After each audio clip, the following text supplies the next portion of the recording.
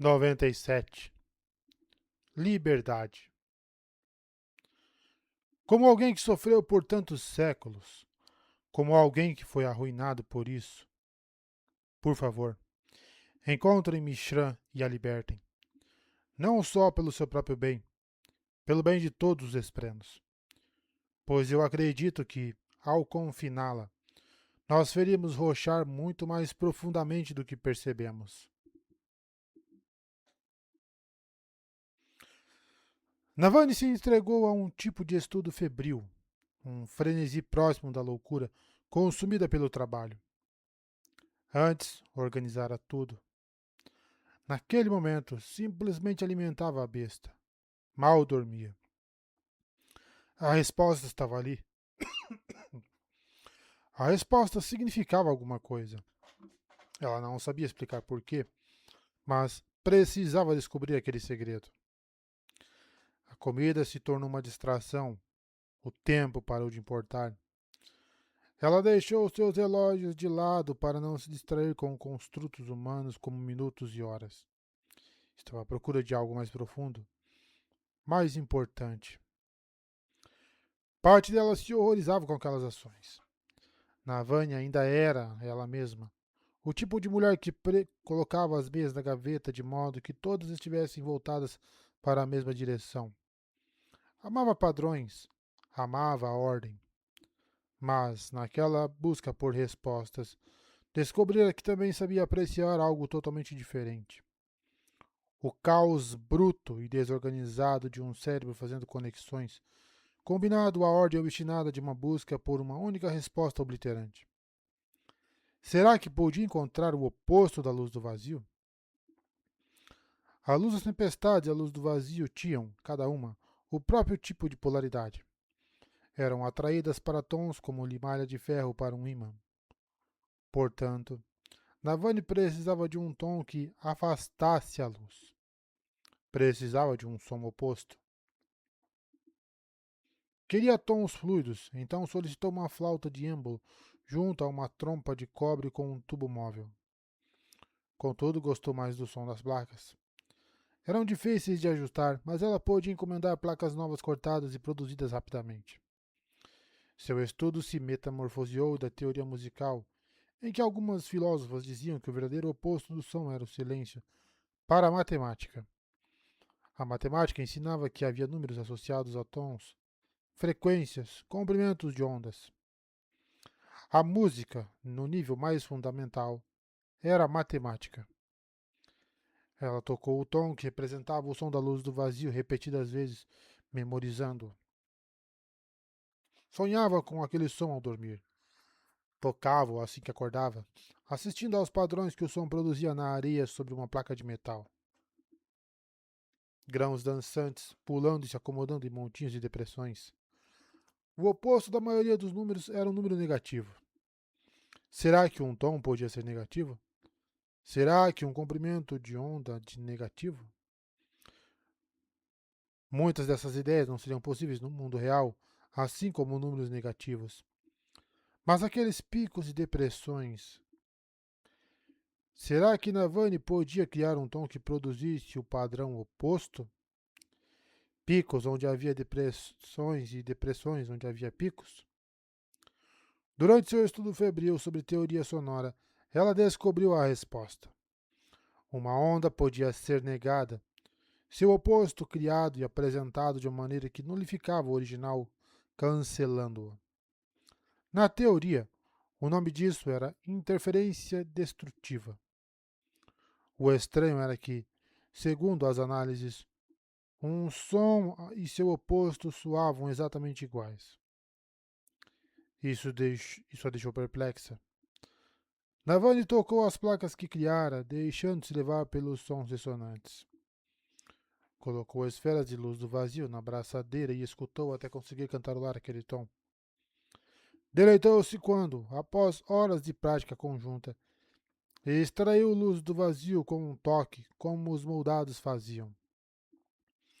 Humanos podiam, sim, cantar os tons corretos. Ouvir a música de Rochar. Os ancestrais dela podiam ser estranhos àquele mundo, mas ela nascera ali. Contudo, isso não resolvia a questão.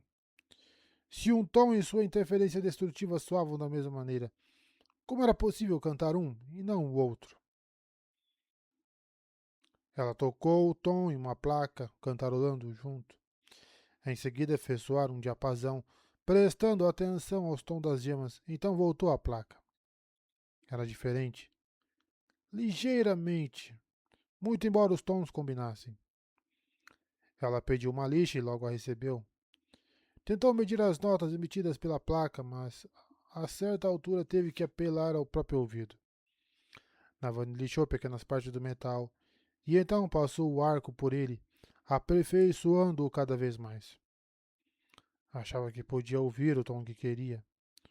Ou estava apenas imaginando coisas? Seria aquilo apenas o desejo de criar um antissom? Levou horas, talvez dias. Quando finalmente aconteceu, certa madrugada, Navani estava ajoelhada no chão de pedra, com os olhos ardendo de sono. Pegou um arco e testou a nova versão da placa. Quando tocou aquele tom específico, arco no aço, algo aconteceu. A luz do vazio foi expelida da esfera conectada à placa e empurrada para longe da fonte do som. Ela tentou de novo e então uma terceira vez para ter certeza. Embora devesse ter desejado gritar de alegria, simplesmente ficou ali sentada, o olhar perdido. Passou a mão pelo cabelo, que não havia trançado naquele dia. Então soltou uma gargalhada. Tinha funcionado. No dia seguinte, de banho tomado e sentindo-se um pouco menos maluca, Navani aperfeiçoou o processo. Testou quão alto o tom tinha que ser para produzir o efeito desejado.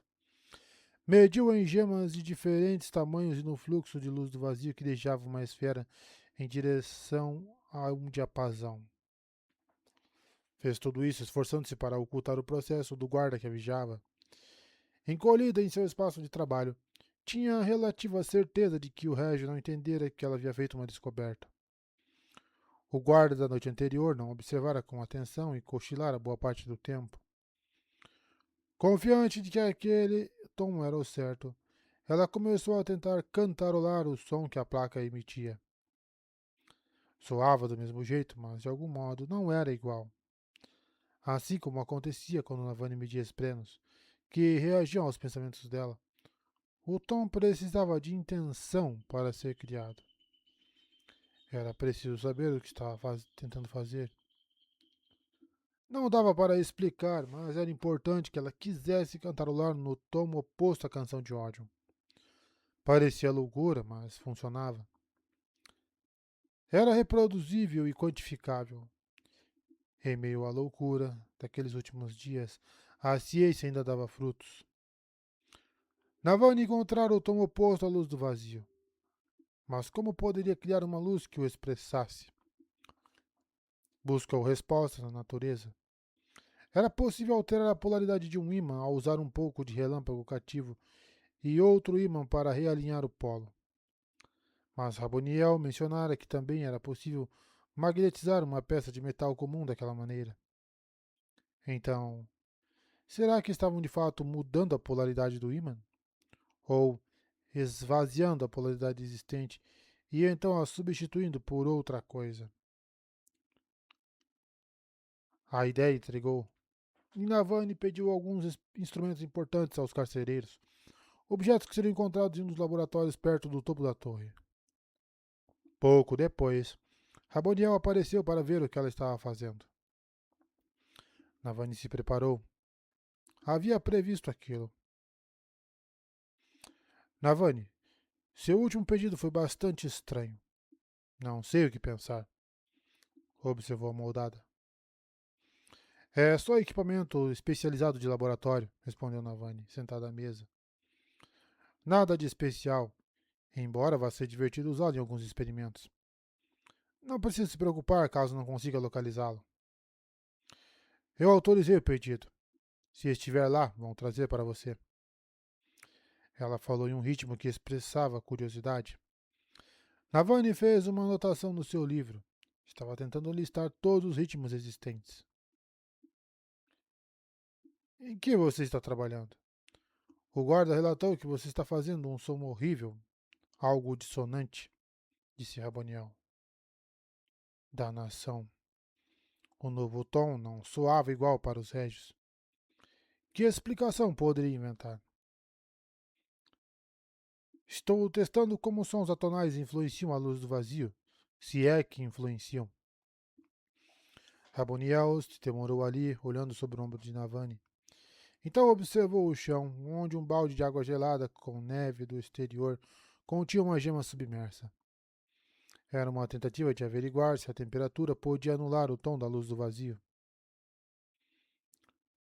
O que você não está me contando? Perguntou Raboniel em um ritmo especulativo. Estou achando seu comportamento intrigante. Ela olhou para o lado quando sua filha entrou na sala. A moldada mais jovem estava babando naquele dia. Raboniel fazia com que um servo secasse o canto da boca da filha periodicamente. Não era que o rosto dela estivesse paralisado. Ela apenas não parecia notar ou se importar que estivesse babando. Você escreveu sobre algo chamado Axie no nosso caderno, disse Navani tentando distrair Raboniel. O que é isso? Um axon é a menor divisão da matéria, explicou Raboniel. Odium é capaz de vê-los. Teoricamente, com um microscópio mais avançado, nós poderíamos ver pequenas bolas de matéria compondo tudo o que existe.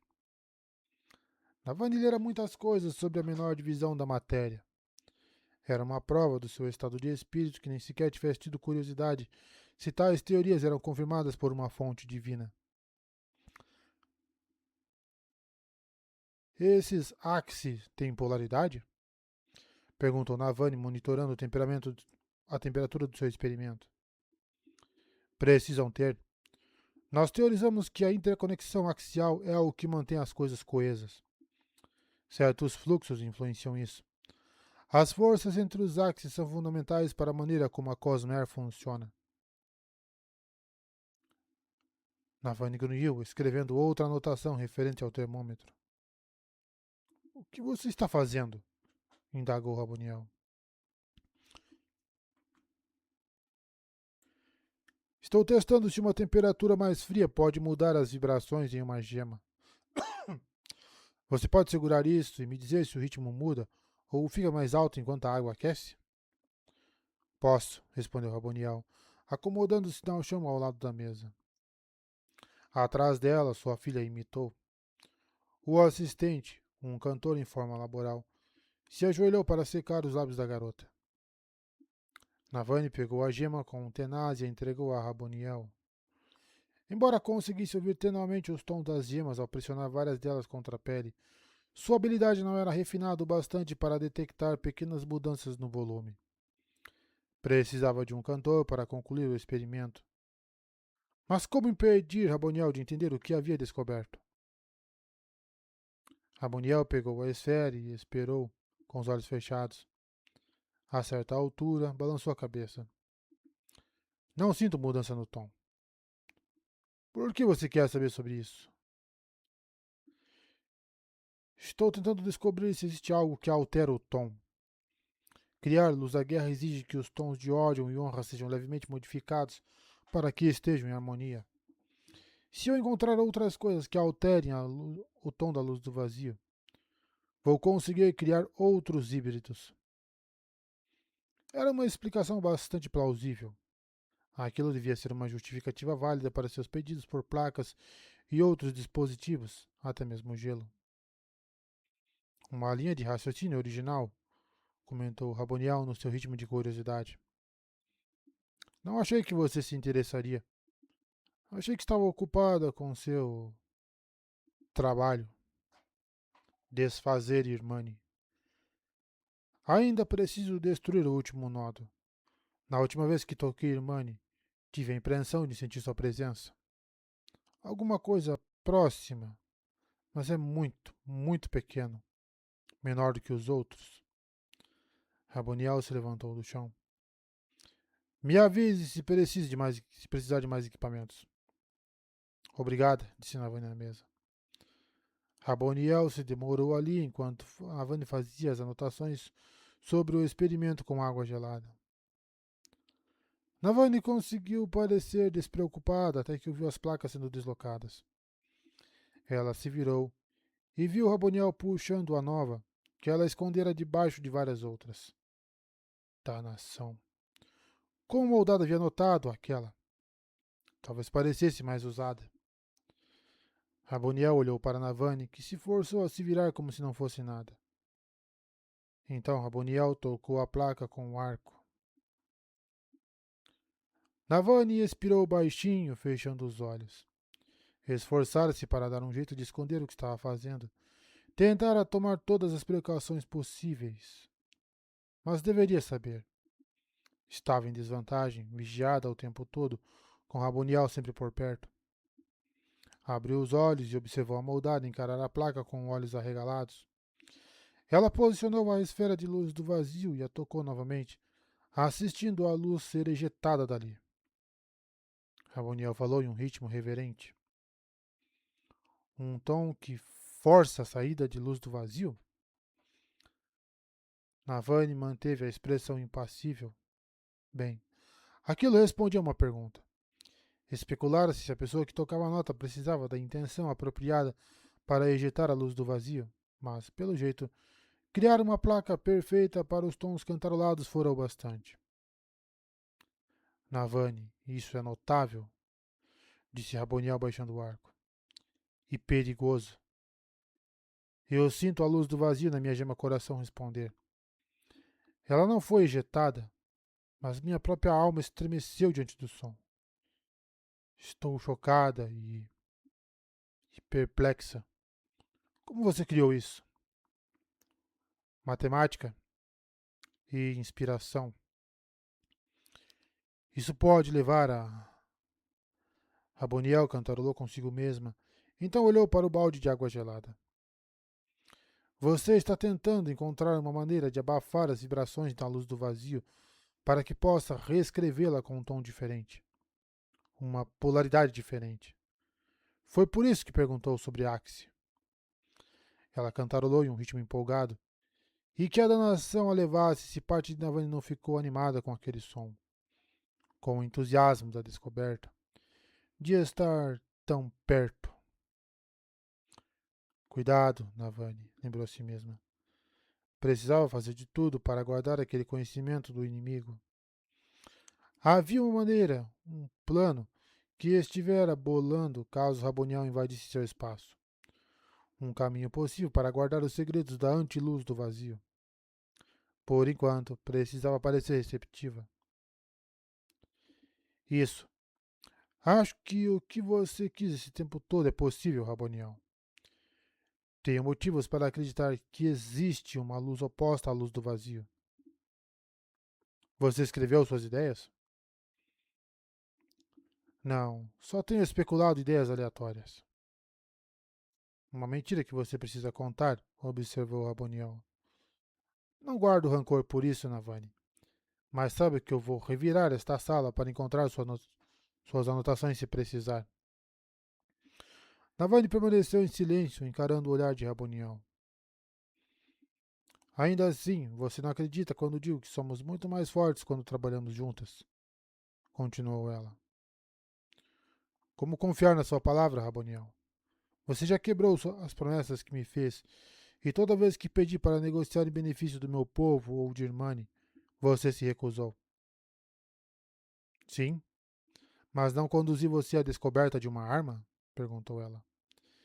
Não revelei os segredos de que você precisava para chegar até aqui? Prestes a desvendar algo que poderia matar um deus? Tudo porque estamos trabalhando juntas. Vamos dar esse último passo em união. Navani debateu consigo mesma. Sabia que Raboniel não estava mentindo. A moldada ia revirar aquela sala para encontrar as anotações. Além disso, provavelmente tiraria a competência de Navani de solicitar suprimentos, o que interromperia seu progresso. E ela estava tão perto. Com um suspiro, atravessou a sala e pegou seu caderno, aqueles que as duas haviam chamado de ritmo da guerra, escondido sob uma das prateleiras. Talvez devesse mesmo ter mantido todas as suas descobertas apenas em sua mente, mas não pôde resistir a escrevê-las. Precisava colocar seus pensamentos na página, anotar tudo para chegar aonde chegara. Raboniel se acomodou para ler, para descobrir o que Navani aprendera sobre aquele novo tom, cantarolando em um ritmo de curiosidade consigo mesma. Pouco tempo depois, um servo apareceu na porta, carregando uma grande caixa de madeira. Finalmente! Navani se aproximou e pegou a caixa. No interior havia um tubo de vidro com pouco menos de 30 centímetros de comprimento e tampas de metal espessas nas extremidades. O que é isso? Perguntou Raboniel. Um tubo de vácuo taileno, do Instituto Real de Estudos Parométricos. Estava perto do último andar da torre, onde fazíamos experimentos climáticos. Ela pousou o dispositivo e pegou o caderno de Raboniel para fazer algumas anotações e iniciar o próximo experimento. As tampas de metal podiam ser desatarrachadas para revelar câmaras que, com as vedações no lugar, não perturbavam o vácuo na câmara de vidro central. Navan abriu uma extremidade, então fixou um diamante vazio no interior. Em seguida, usou um martelo de joalheiro para rachar uma gema cheia de luz do vazio, que começou a vazar. Ela a fixou no receptáculo no outro lado do tubo de vácuo e tampou a extremidade aberta. Então usou uma bomba fabrial para remover o ar das câmaras laterais. Por fim, abriu os fechos nos receptáculos laterais, expondo-os ao vácuo central. Se houvesse feito tudo direito, pouco ou nenhum ar entraria na câmara de vidro central. E agora havia uma gema de cada lado. Raboniel pairou sobre Navan e observou a luz do vazio flutuar para o vácuo. Ela não se comportou como ar, afinal, não foi sugada para fora, por exemplo. Fosse lá o que fosse a luz do vazio, não parecia ser feita de áxice. Era uma energia, um poder. O que estamos tentando fazer? Perguntou Raboniel baixinho. Acredito que essa seja a única maneira de separar a luz do vazio das canções de Rochar, explicou Navani. Não há som no vácuo, uma vez que não há ar para mover as ondas. Então, enquanto essa gema ejeta a luz do vazio, espero que a luz não consiga ouvir o ritmo de Ódion pela primeira vez na existência. Você acha que ela não emite o próprio ritmo, mas que ecoa o que o capta? Assim como os planos adotam o maneirismo dos humanos. Ou como um pedaço de metal pode ser magnetizado ao tocar um ímã durante um longo período. Engenhoso, sussurrou Raboniel. Vamos ver. Navani pegou o arco, então pressionou a placa contra a lateral da câmara de vácuo e começou a tocar o tom antiluz do vazio. Raboniel fez uma careta ao ouvi-lo. A luz não vai conseguir ouvir. Ela está em um vácuo, como você disse. Sim, mas está se movendo. E logo tocará o diamante vazio do outro lado. Quero que isso seja a primeira coisa que ela ouvirá quando tocar a matéria. Elas precisaram esperar muito tempo enquanto a luz do vazio se deslocava no vácuo, mas Navani continuou tocando. De certo modo, era o ápice daqueles dias de fervor. O clímax da sinfonia de loucura que ela estivera compondo. A luz do vazio enfim tocou o diamante vazio e foi sugada para dentro. Navani esperou até que uma boa quantidade de luz fosse sugada, então pediu que Raboniel abrisse o fecho que separava a cápsula com o diamante do vácuo. O dispositivo fez um clique suave e ela pegou o diamante, que brilhava com uma tênue luz preto-violeta. Ela o fitou com cuidado, até que... Sim, uma leve distorção do ar ao redor da gema. Ela sentiu uma empolgação ao entregá-la para Raboniel, que gritou. Navani pegou o diamante que Raboniel deixara cair. A moldada levou a mão ao peito, cantarolando violentamente. Imagino que o som não seja agradável, comentou Navani.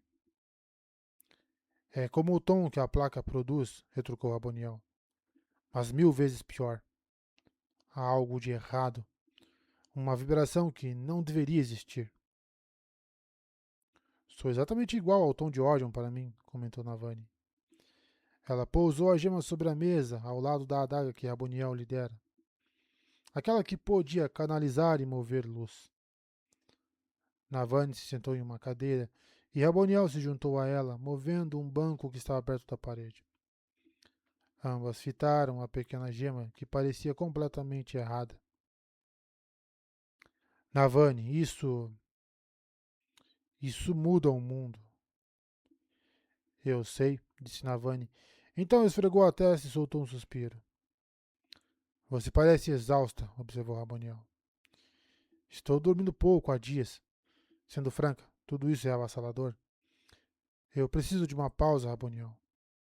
Para caminhar, pensar, colocar meus pensamentos em ordem e meu corpo em movimento novamente. Vá em frente, eu vou esperar.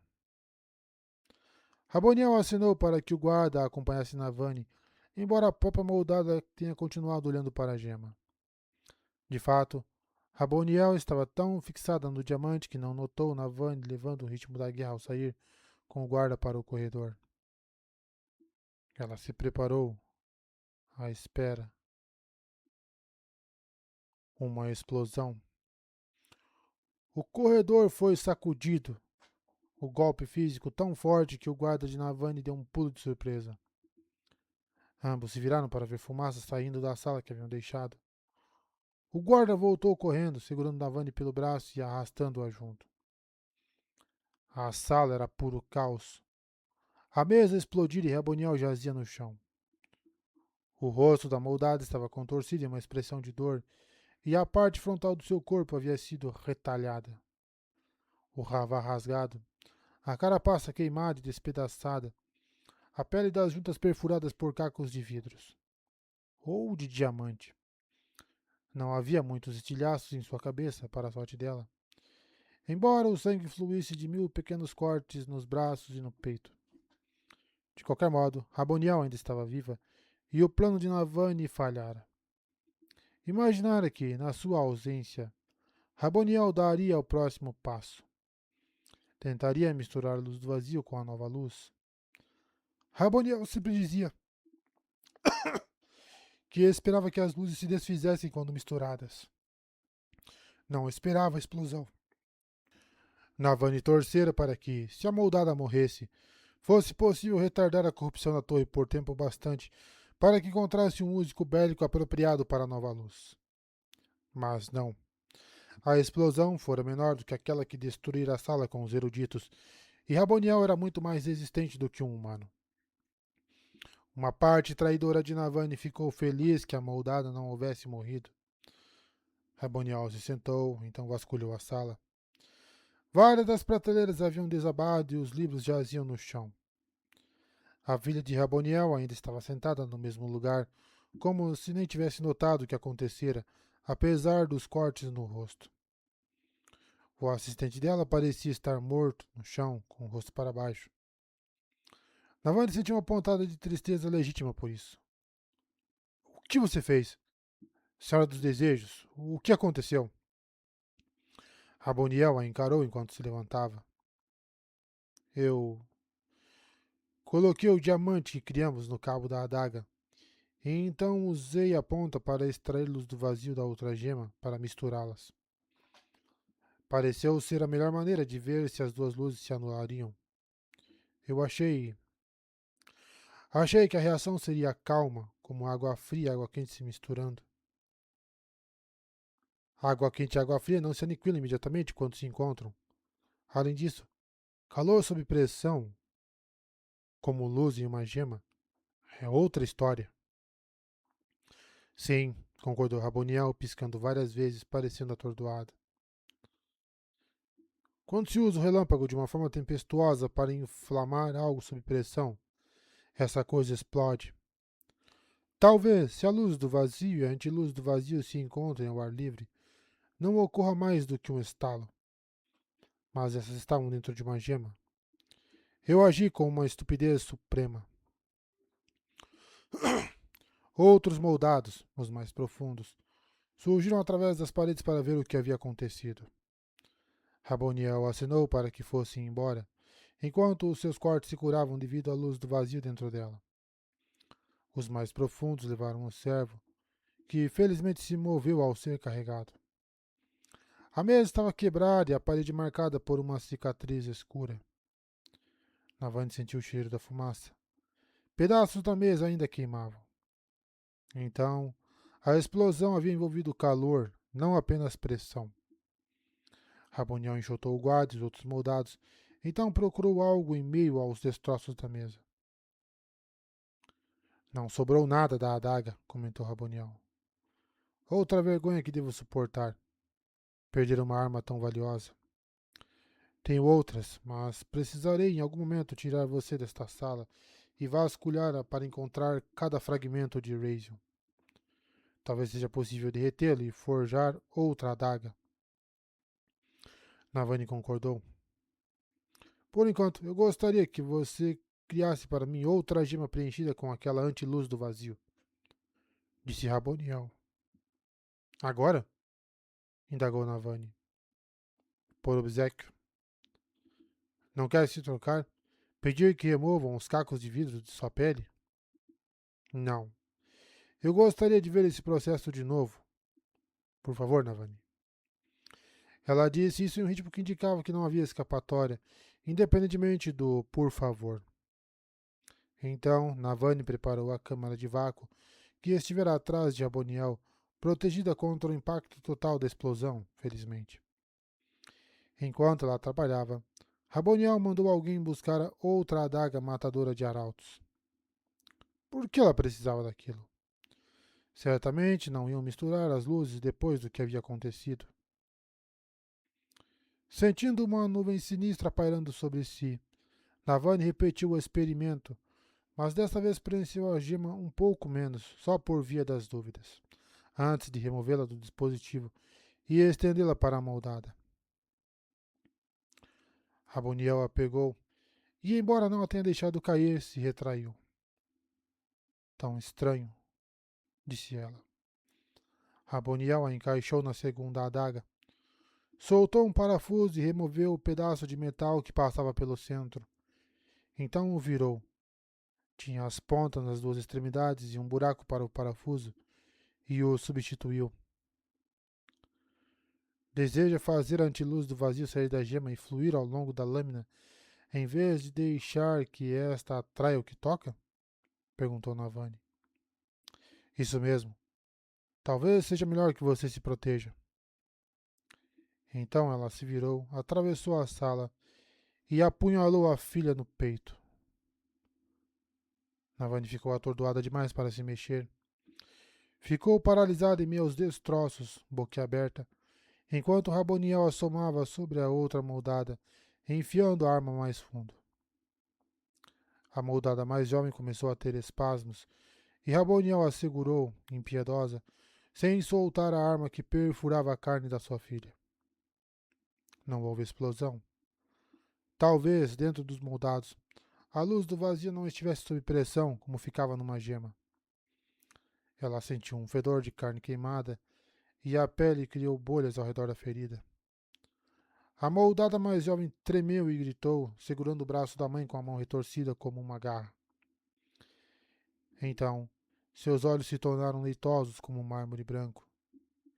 Seu corpo ficou frouxo e Navani pensou ter visto algo escapar dos seus lábios. Fumaça? Como se suas entranhas houvessem sido queimadas. Raboniel retirou a adaga, então a jogou de lado como se fosse lixo. Acalentou o corpo da filha, pressionando a testa contra a do cadáver, abraçando-a e se movendo para a frente e para trás. Navani se aproximou, prestando atenção no doloroso ritmo de Raboniel. Embora o cabelo houvesse soltado do cóccix espalhado sobre o rosto da Senhora dos Desejos, Navani notou as lágrimas que desciam pelas bochechas em vermelho e preto. Não tinha certeza se já viram um cantor chorar. Aquilo não foi um gesto impiedoso. Foi outra coisa. Você a matou, disse Navani em voz baixa. Raboniel continuou a ninar o cadáver, abraçando-o com mais força, tremendo enquanto cantarolava.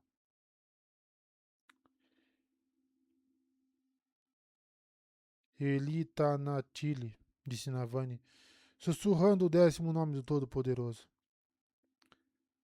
Você a matou para sempre, não matou? Acabaram os renascimentos, disse Raboniel em voz baixa. Acabaram os retornos. Livre finalmente, meu bebê. Livre. Navani levou a mão ao peito. Aquela dor. Ela conhecia aquela dor. Foi como se sentir ao saber da morte de Orrocar pelas mãos do carregador de pontes traidor. Contudo, fora Raboniel quem cometera aquele assassinato. Ela mesma o executara. Mas a morte verdadeira não teria acontecido muito tempo antes? Séculos antes? Como havia sido viver com uma filha cujo corpo constantemente voltava à vida há muito tempo depois de ter sido abandonado pela mente? Esse é o motivo, disse Navani ajoelhando-se ao lado das duas. Seu Deus deu a entender que a antiluz do vazio era possível, e você suspeitou do que ela poderia fazer. Você dominou a torre, me aprisionou e me pressionou, e possivelmente atrasou a corrupção de Irmani. Tudo porque queria encontrar essa antiluz do vazio. Não porque queria uma arma contra ódio. Porque queria mostrar misericórdia para sua filha. Nós nunca conseguiríamos criar o suficiente dessa antiluz para ameaçar ódio, sussurrou Raboniel. Essa foi outra mentira, Navani. Sinto muito. Mas você tomou meu sonho e o realizou. Depois de eu ter desistido, você persistiu. Seria de se pensar que um ser imortal continuaria perseguindo uma ideia até o fim. Mas foi você quem fez isso. Navani se ajoelhou com as mãos no colo, sentindo que havia testemunhado algo íntimo demais. Então deu a Raboniel um tempo para chorar. Moldados sofriam com a perda. Os destruidores imortais, os míticos inimigos de toda a vida, sofriam com a perda. A dor de Raboniel parecia idêntica à de uma mãe humana que perdera a filha. A certa altura, Raboniel pousou o corpo no chão, então encobriu a ferida com um pano que tirou do bolso. Ela secou os olhos e se levantou, ordenando que o guarda chamasse alguns servos. E agora? Perguntou Navani. Agora, vou me certificar de que essa morte foi de fato permanente a me comunicar com as almas em Blaze. Se Yesu houver mesmo morrido, você e eu teremos alcançado nosso objetivo e... Ela parou de falar, então cantarolou em um ritmo. O que foi? Indagou Navani. Nosso caderno. Raboniel olhou para onde o caderno jazia no chão. Navani o deixara ali enquanto criava a segunda gema de antiluz do vazio. A moldada cantarolou em um ritmo diferente enquanto os servos entraram e deu ordens secas. Mandou alguns queimarem o cadáver da filha e enviarem honras e as cinzas para a família que doara o corpo. Pediu que outros recolhessem o tubo de vácuo e as placas de metal dos experimentos de Navani. Navani deu um passo para detê-los, mas Raboniel a impediu com a mão calma, mas firme, e pegou o caderno dos dedos dela. Mandarei uma cópia para você, prometeu Raboniel. Por enquanto, preciso desse para copiar seu trabalho. Você viu como fizemos, Raboniel?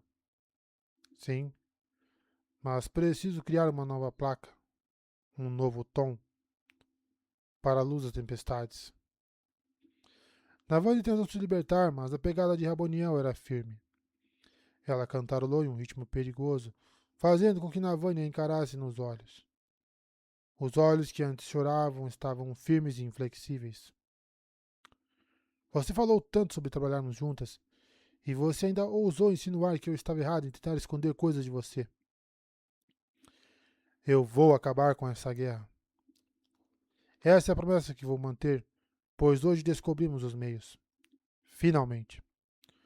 Uma maneira de nos certificarmos de que os radiantes não poderão mais lutar. Eles funcionam como os moldados, sabia? Se matarmos o humano, outro radiante nasce.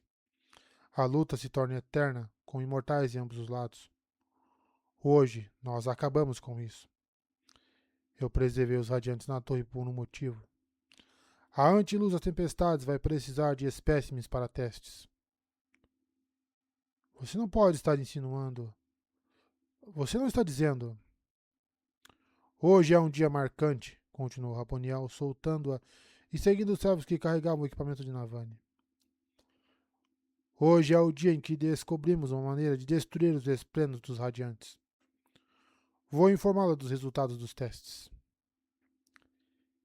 Fim da parte 4.